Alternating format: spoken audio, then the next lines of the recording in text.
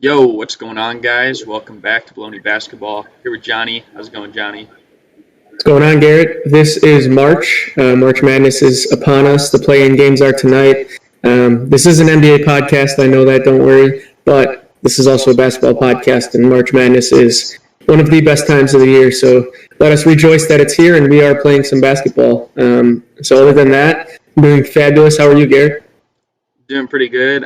We got a lot of stuff to go over, so we're pretty much just gonna hop right into it. If you see me move my hand up here, I might be trying to try and stop some of the glitching for my camera. I don't know why it's being so weird, but the first thing that we have to discuss is our March Madness picks. We're not gonna go through the whole bracket because that would take forever, but just a Final Four and your champion pick. I don't know if you have that made out already, and if you want to give yours. So I've been toying with this, and the brackets still haven't locked, so this is not official. But I feel comfortable with two of my four Final Four picks, and still toying around with the other two. I have Gonzaga going up against Florida State in one semifinal, in which I have Gonzaga winning. And on the other side of the bracket, I have Illinois facing Ohio State for the fourth time this year, and I have Illinois winning that matchup. So my championship game is Illinois over Gonzaga, 72-70. We have a pretty different Final Four. I do have Gonzaga in mind. I also have I have Texas is who they'll play in the Final Four, and then on my other side I have Baylor and Oklahoma State. And then in my finals I have Gonzaga and Oklahoma State. I think they're going to be a little bit of a surprise team, riding high on Cade Cunningham. But I think Gonzaga's going to win. They just have I don't know, they have a complete team that's just way above Oklahoma State, especially in that final matchup. Mark Few is the coach. He's been there for over 20 years. So I'm going to take Gonzaga. I think I picked them to win 3 or 4 years ago, and they completely choked or something like that. So hopefully the same thing doesn't happen here again. That would be bad. Yeah, only team in the tournament with 3 players on all NCAA teams, so there's 3 teams similar to the NBA, first team, second team, third team. Gonzaga is the only team in the tournament to have 3 players on those rosters. Yeah, and I believe I think they also have the most people in NBA DraftNet, their recent mock draft, they have the most people over there too, so they're definitely legit. It just depends. Yeah, it just depends how they take it. Sometimes NBA prospects might not care too much about the tournament. We saw that with I think DeAndre Ayton's Arizona team, Jabari Parker's Duke team. So sometimes it could, come back and bite me in the butt, but hopefully it doesn't here. But yeah, anything can happen. Yeah. But yeah, that's just going to cover a little bit of our March Madness stuff. Moving on though to some of the NBA things. Caris LeVert, he just made his Pacers debut this past week. And they got a win over the Phoenix Suns, which is pretty big. Of course, the Pacers, they've been on a downhill slide lately. Of course, they've been playing some tougher teams as well. And then the other one, CJ McCollum, he returned against the Pelicans this week. So starting with Caris LeVert, what do you think of his return and how big it'll be for the Pacers? And then after that, give your touch on CJ McCollum, how big it'll be to relieve some pressure from Dame, who dropped another big game the other night with a 50 bomb. Excuse me. I think the first thing just all of us can speak on is that we're just thankful that we get to see Caris LeVert play basketball again after that scary injury. That was bigger than basketball. That wasn't your twisted ankle or your torn ACL or something like that. That was a very severe injury that affected more than just his physical ability. So just wanted to get that off the bat. He's obviously going to help Indiana. You and I talked about it. We thought it was a great get for Indiana at the deadline. So in terms of how he's going to fit the team, it's great. He's going to take some pressure off Malcolm Brogdon. TJ Warren's been hurt, so we haven't seen a whole lot of him, so he'll kind of step into that role, if you will. And so he should provide some value and maybe bring Indiana back up. But I think the bigger one is CJ McCollum, just because Lillard has had to do everything with his 2 best players outside of Damian Lillard. The Trailblazers' 2 best players have been out for extended time now with CJ and Nurk. So CJ back just brings another scorer, somebody else that can facilitate, somebody else that can play point guard when Dame is on the bench. So I think that's the bigger get, or the bigger get back, I guess, if you will. And we'll see if Portland can make a push to that top 4. it's coming. And they certainly could do it with the LA team scuffling, with Utah on its way down a little bit. Anything's possible, and Portland does look like they're ready to go off on a run here.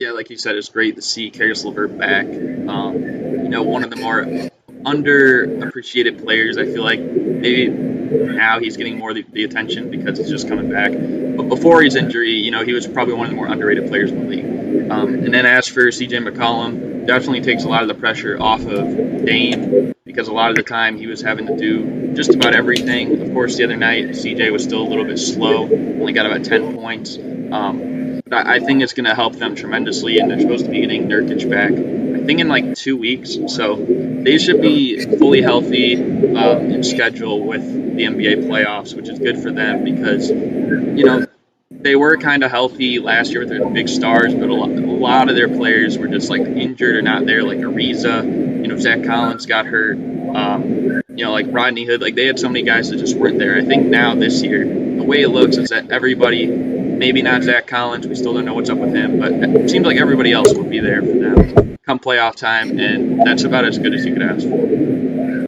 Yeah, and we've seen, Dame go like Superman here in the last. I guess since CJ's been out, he's just been on an absolute tear. And just being able to take some of that pressure off, not necessarily allow him to like take games off, but he's able to now rest more in game, doesn't have to necessarily have the burden of not only scoring 50 points, but also creating for his teammates. Just having CJ back allows him to take a step back, breathe, take a possession off here and there, and really just keep his body in tune come playoff time. Yeah, I completely agree. But on the other side of things, we got more injuries. Starting with what most would say is the MVP favorite in Joel Embiid, suffered a bone bruise.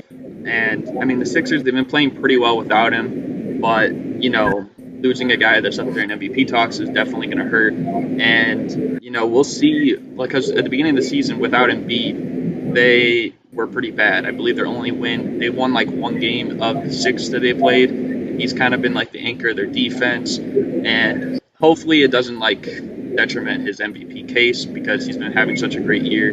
I don't think it will too much. I think he'll still be right up there in the mix when he comes back.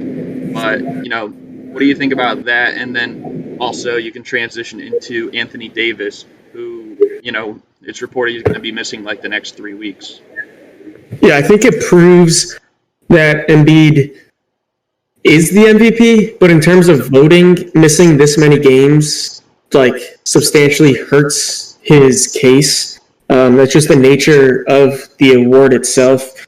He had already missed, I think, 6 games through like the first 24 or so when it first happened, and now he's gonna miss at least a couple of weeks. So miss at least another 6 games in a 70-game schedule.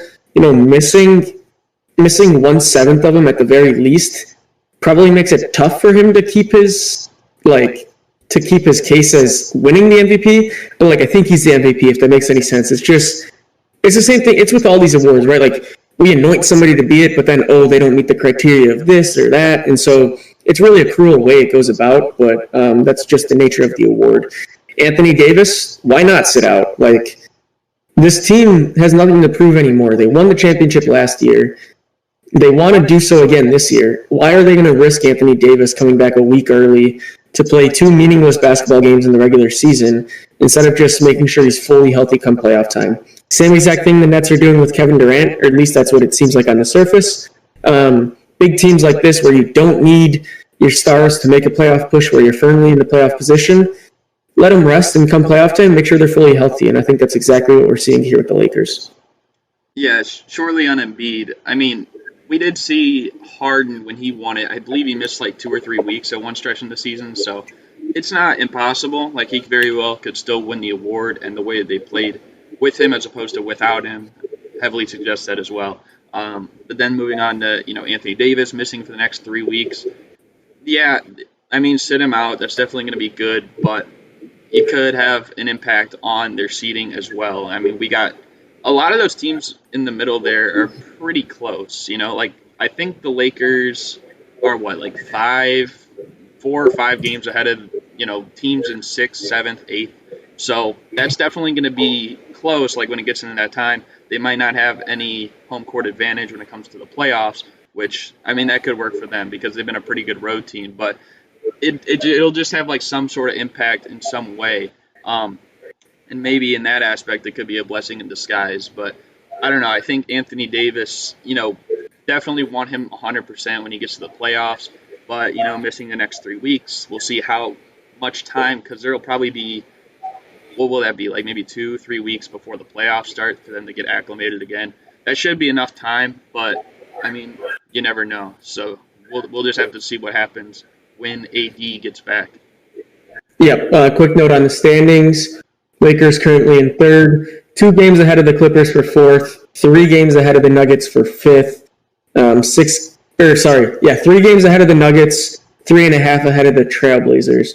So they're 3 games ahead for home court advantage. And in terms of teams that might catch them, Portland's probably the furthest team that could catch them, the 6th seed, 3.5 games out. So certainly don't want to lose too much ground in the standings, but you also don't want to lose Anthony Davis come playoff time. So pick your poison, and I'm sure they'd rather have AD back, even if that means that they get the 6th seed, which seems unlikely. Yeah, and as you guys have been seeing, we've been grouping these things into twos. We had 2 people come back from injury, 2 people just more injury updates, and now we're going to group together 2 of these young teams who've been playing pretty well.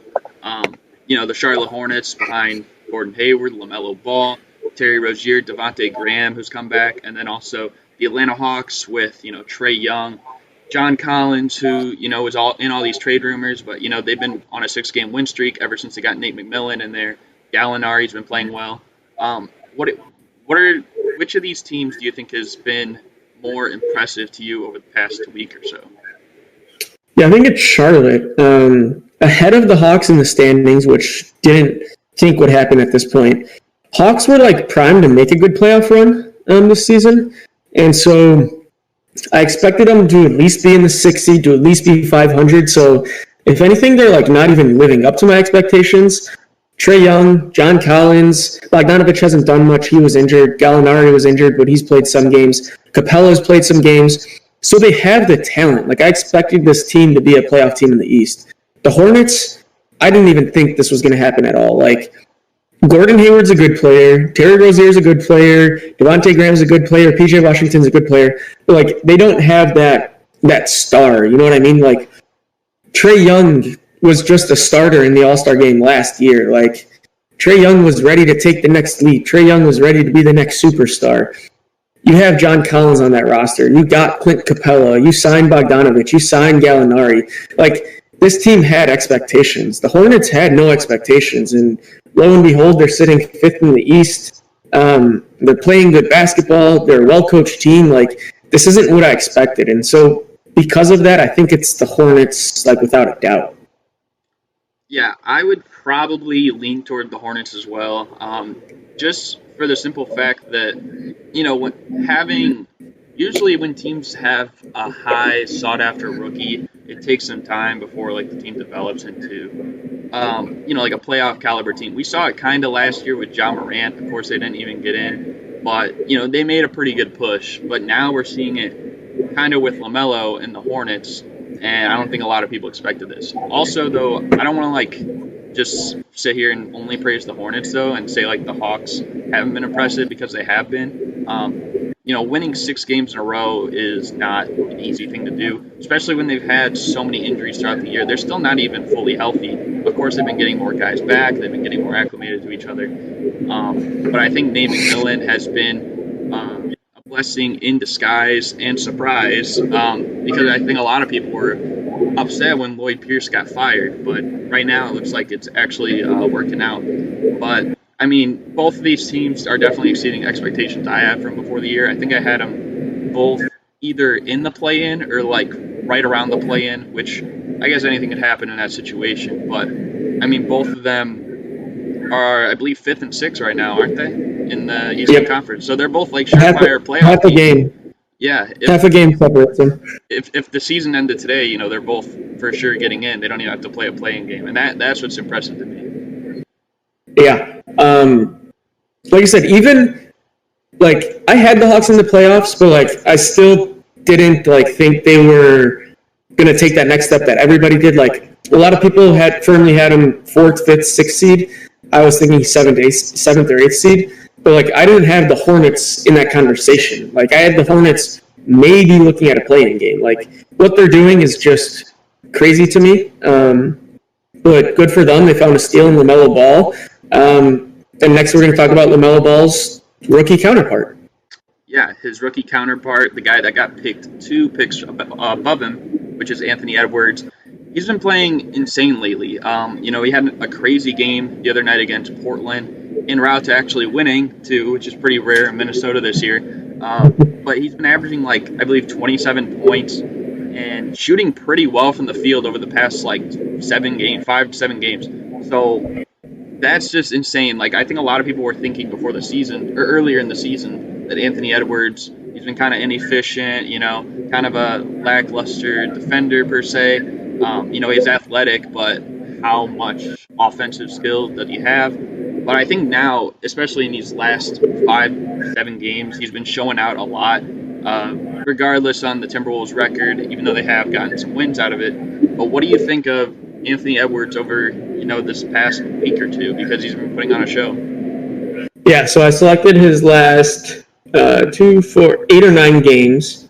23 points, 6 rebounds, 3 assists, a steal and a half a block, 3 turnovers, shooting 80% the free throw line, 33% from 3, and 40% from the field. So he's not super efficient, but he's scoring, he's facilitating, he's getting rebounds. He's living up to his hype, and he's somewhat living up to his hype. The hard thing is just with LaMelo Ball doing LaMelo Ball things, he's just going to get compared to LaMelo Ball.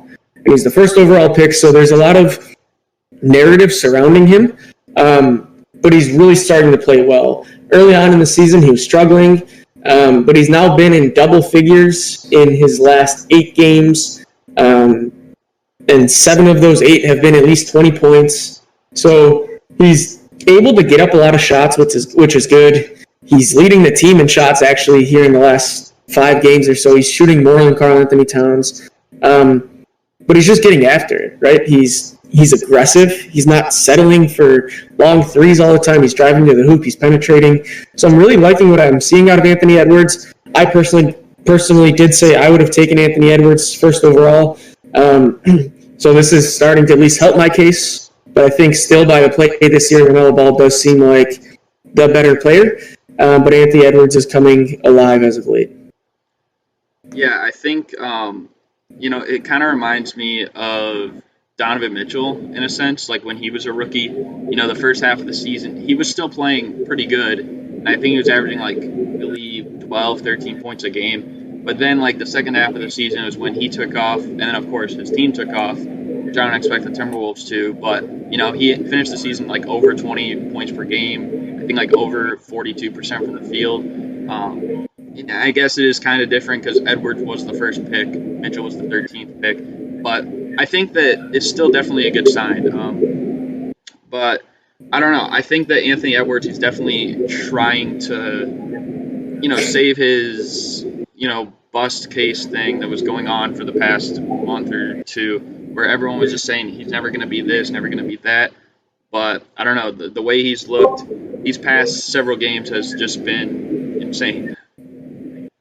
Yeah, I mean, can't say it any other way. He's had probably the 2 best dunks by anybody all year. So he's human highlight reel, which doesn't necessarily equate to winning, doesn't equate to being a great basketball player. I know it. He's exciting. That's what matters. Minnesota needs some relevance. They have Karl Anthony Towns. They have D'Angelo Russell, who has barely played this year. But they need somebody to bring the city back together. They need somebody to bring Minnesota basketball back. And Anthony Edwards looks like he could be the head of doing so. Yeah, and I mean, the injuries, I guess, have been a blessing in disguise because he kind of started off the bench, then D'Lo got hurt, and, Towns missed some games, so it opens more opportunities for him to touch the ball. Beasley, he's got his own stuff to worry about right now. But, yeah, so I think that's kind of also given him a chance to identify where he fits in on this team. And, I mean, obviously this year it's pretty much in the books for them, but maybe for next year, if they're all healthy, it could be something good to look after. Yeah, I mean, opportunity matters, and you're seeing that with both LaMelo and Anthony Edwards right now. Yeah, but as we approach the trade deadline, I believe it is in 1 day, or 1 week, not 1 day, 1 week from today. But we got a trade that happened. There's been rumors all year about PJ Tucker. Where would he go? And then just the other day, the Bucks kind of popped into the mix, and now PJ Tucker is going to the Milwaukee Bucks. What do you think of this move? I like it. Milwaukee's pushing all their chips in for Giannis. They mortgaged the future to get Drew Holiday. They swapped first-round picks, basically, so it gives them another asset to actually deal. But in doing so, they got rid of DJ Wilson. They got rid of DJ Augustine. PJ Tucker's on an expiring contract, so probably don't see him coming back to Milwaukee at the end of the year, but that's not really what Milwaukee's focused on right now. They're trying to win this year. But I've had mixed thoughts on this. Like, I've been trying to think about what Milwaukee's trying to do at the end of a game. So, Drew Holiday's going to be in, Middleton's going to be in, and Giannis is going to be in, right? Those three we're not going to debate, correct? Like, correct me if I'm wrong. No, I'm agreeing. Okay. Okay, so now to me, you got to pick two of the 3 or 4 following players to close the game. Dante DiVincenzo, Pat Connaughton, PJ Tucker, and Brook Lopez. I think if you're going against Philly, Brook has to be in there to defend Embiid. If you're not going against Philly, I think you can play a front court of PJ Tucker and Giannis Antetokounmpo and be fine. Like, Indiana's big, but you don't worry about Miles Turner backing you up down low. They have one post player in Sabonis, and I'd feel confident with Giannis or PJ defending him in the post. So outside of that, it gives them some flexibility in that. PJ Tucker's a good 3-point shooter from the corner. He's not knocked down, so like it doesn't necessarily help a ton with spacing. So I don't know. Like, I have mixed thoughts on it. If anything, they kept him away from other possible teams, so maybe that's why they did it. I'm not sure. Well, I definitely think their closing lineup will interchange depending on like who they're going against. Like you said, those 3, Giannis, Middleton, and Holiday, those guys will be in there for sure at the end of the game because all those guys, they're pretty much all-star caliber players, given like certain situations. But I think with PJ Tucker, it could be like boom or bust type of thing where, we saw when it depends how his role is going to be. If his role is similar to how it was in Houston, like under Mike D'Antoni, where you're just like the corner guy and you lead the league in corner 3-point shots for several years, then that could work if, everything's going their way. But if you have a 0 for 27 night, like they did the most critical night of that one season, then I don't know. So it's kind of weird, like living off of that strategy. But of course, having a guy like Giannis who attacks the basket so frequently and, can find those guys when they double or triple team him or throw the wall at him, then it might be really similar to what we saw with Harden when he would draw multiple guys and feed the open guy. And sometimes that was PJ Tucker. And the other thing is, if he's on the defensive end, I think it will definitely help them. I don't know if every game is going to be perfect because we saw it like against the Lakers games 2 to 5 where he pretty much got exposed by AD, but in the first game, he did a pretty good job. So he could have moments like that for sure. It's not like a crazy championship altering trade by any means, but I think that he's a good piece for them for the rest of the year. Yeah, and it's more of a defensive move for him, right? Like it helps them it helps them with their defensive flexibility. If you get, say, the Nets in a playoff series, you need 3 perimeter defenders. You need somebody to defend Kyrie, KD, and Harden. So you already have Holiday, you already have Middleton. If you don't want to play Giannis on KD, you can now play PJ Tucker on him. So it just gives them another body to throw at somebody on the wings. And even as a big, because PJ Tucker has played center, believe it or not, the last couple of years for Houston. So in terms of that, and then like I said earlier, maybe it's just, hey, we wanted to keep him away from Brooklyn or we wanted to keep him away from Miami. And so we went ahead and got him. So could be a mix of both. We'll see. Yeah, and speaking of a playoff series, I think this is all this next team is pretty much asking for at this point this year, and that is the Toronto Raptors. They've been struggling again. I believe it was our 4th episode, and like the second one after the season had started. we talked about, who's have more concerns. Was it the Raptors or the Nuggets? Of course, the Nuggets have played well so far ever since, but, the Raptors, they played well, and then they kind of fell back into this weird spot. They've lost 6 straight games, which they haven't done that since 2012, which they weren't even a playoff team then, so that has to be concerning if you're a Raptors fan. Of course, they've had guys out, like, Siakam's missed some games, but they got Lowry back. They still got Powell, who just dropped like 43 points the other night. Van Vliet. So they have guys. It's just, and of course, they have that culture too, built by also Nick Nurse and Kyle Lowry, especially with the championship. So it's kind of weird. It just seems a lot like, and I've said this before, but like the Bulls the second year after Michael Jordan was gone. Like the first year, they played well. They still had a lot of the continuity with the system. Still had the same coach, still had Scotty and Horace Grant, B.J. Armstrong. And then the next year, they kind of fumbled and they almost missed the playoffs until Jordan came back about a month before the season ended. So it just seems like the same thing, but of course, this time instead of Jordan, it'd be like Kawhi Leonard in this sense. What do you think of the Raptors though? Because they've been pretty abysmal lately. Yeah, losers of 6 straight, 2-8 in their last 10. 11th seed in the East right now, currently 2.5 out of the 8th seed. Been hit by the COVID bug quite a bit. No Siakam, no Van Vliet, no OG Anunoby for quite a while. But I expected this team to still be competitive. Still got a lot of games out of Lowry. Aaron Baines has been putrid all year. They just haven't looked like the Raptors we're used to seeing. And it looks like a transition is about to come, right? Like, Lowry's on the block. I think they plan on building around the core 3 of Van Vliet, Anunoby, and Siakam is what I'm assuming. So maybe they trade Norm Powell this year too. There's like a lot to digest because this team could go in so many different directions. Like, if they keep Lowry, they'll be competitive again next year. They won't win anything, but they'll be probably a 5 or 6 seed and be competitive. But this year is like a lost cause, so might as well get something for the players that you don't think you want in the future, the players that you think have kind of topped out their value at this point, and that might be Norman Powell just on an absolute scorcher, scoring a ton. Could certainly provide some bench scoring to a perennial contender. Maybe you max out your value on him now and get something and move on and look to next year. Maybe you do the same for Kyle Lowry. Whatever Kyle Lowry wants, Kyle Lowry is going to get.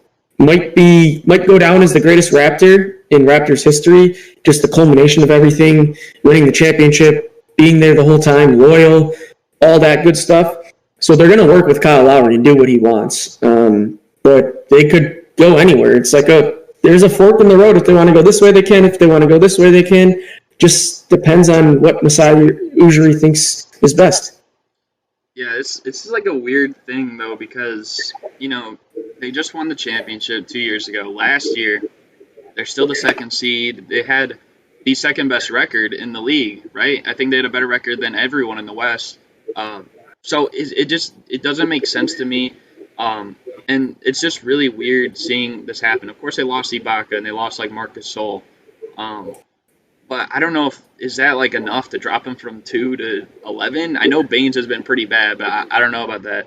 And it's just weird because like a lot of their players, like their top guys, like Siakam, Powell, Van Vliet, like those are probably 3 of their 4 best players, and they're all like at the start of their prime. So this should be like when they're starting to evolve into like the best version of themselves. And we've seen it kind of with Powell, and we've seen it with Van Vliet this year too. But it's just not translating the wins. And then Kyle Lowry, he's still a productive point guard. We don't know how much longer that'll last because eventually, as he gets older, he's likely going to be hit by Father Time. It's just like weird seeing how this whole season is translated for them. But I will ask you just a quick yes or no. Do you think that Kyle Lowry gets traded before the trade deadline next week? I say yes. I also say yes. I think he will. I don't know who, maybe in like Miami or something, but I just think he will get traded. It just seems inevitable. Yeah. For quick context, Raptors have played 40 games this year. Only Chris Boucher has appeared in all of them. Stanley Johnson has missed 4, Van Vliet 5, Lowry 7, Siakam 9. So OG Anunoby 17 of them. So 4 of their 5 starters have missed 5+ games, basically. Not necessarily an excuse to be 11th, but some leeway in the fact that they are struggling. Yeah, and I think that's the big thing. Like, I can understand if they're like 6 or 7 or something like that, but I don't know. 11 just seems pretty absurd, especially when there's a multiple game gap between the last playoff spot. But we're gonna move on to our daily picks. Do you want to just like run through all of them at once or something like that? Yeah. Yep. Okay, I'll list the games and then we'll list our picks. So on the 19th, we got Jazz Raptors. On the 20th, Spurs Bucks. The 21st, we got the Thunder Rockets. 22nd, we got Boston at Memphis. 23rd, we got the Wizards Knicks. 24th, we got the Clippers Spurs. And then on the last day, the 25th, we got the Sixers Lakers. Who are your picks for this week? All right, so I'm going to go Jazz in game 1. I'm going to go Bucks in game 2. I'm going to go Thunder in game 3. Celtics in game 4. Wizards in game 5. Clippers in game 6. And Lakers in game 7. We kind of had the same outsides of the sandwich of games, if you could say that. Jazz, Bucks, I agree on those two. I got a different. I think the Rockets losing streak will have to come to an end. I think the Thunder's a team they could do it against. The Grizzlies, I got them over Boston. I got the Knicks over the Wizards. And then I agree with you. I think the Clippers will beat the Spurs, and the Lakers will beat the 76ers. That was kind of just weird how it like formed like perfectly with those middle games. The middle 3, yeah. Yeah. The middle 3 will determine the winner. Yeah, it will. We're getting closer to the end, so we'll see like what the end of the season has to show for the daily picks. But hope you guys enjoyed. Thank you guys for watching. Any final thoughts? No, March Madness, guys. Enjoy it. Enjoy it while it's here. Missed it last year. Virginia is still the champion 2 years in a row here because we have not played since last year. Greatest time of the year. I know this is an NBA show, as I said, but March Madness is my favorite time of the year. The parity, the upsets in the first weekend is always the most fun. Seeing a Cinderella team advance to the Sweet 16, the Elite Eight, even the Final Four like Loyola. There's nothing like it, guys. So soak it in and enjoy basketball while we have it. I'm going to give me a big old tub of popcorn and enjoy the show. But yeah, I hope you guys enjoyed. Thank you guys for watching, and we're out. Peace.